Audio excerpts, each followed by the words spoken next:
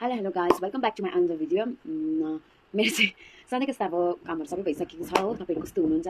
खालि मेरो काम मात्रै सुनाउने होइन, तपाईँहरू कस्तो हुनुहुन्छ? म पनि ठिकै छु हो। अन्त अहिले चाहिँ भन्नु भने टाइम कति भयो भने 11:30 भयो। अन्त चाहिँ बाहिरको क्लाइमेट हेर्दा चाहिँ यस्तो छ एकछिन है, तपाईँहरूलाई म देखाउँदैछु। आज चाहिँ अलिक दिन उब्रेको छ हो। म चाहिँ खिडकी बाहिर मात्रै देखाउन सक्छु किनभने आज म खाना बनाइसकेँ अनि ल। यो चाहिँ घरबाट पठाएको मसलामा त्यो हो कि यो पनि सालिक चाहिँ पानीमा भिजाउनुपर्छ, त्यहाँदेखि अन्त बनाउनुपर्छ कि।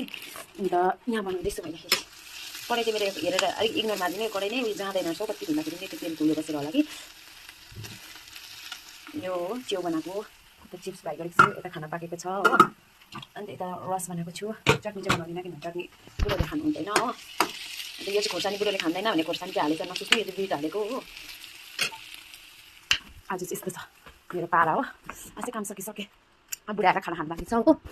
अन्त चाहिँ लाइट गयो क्या।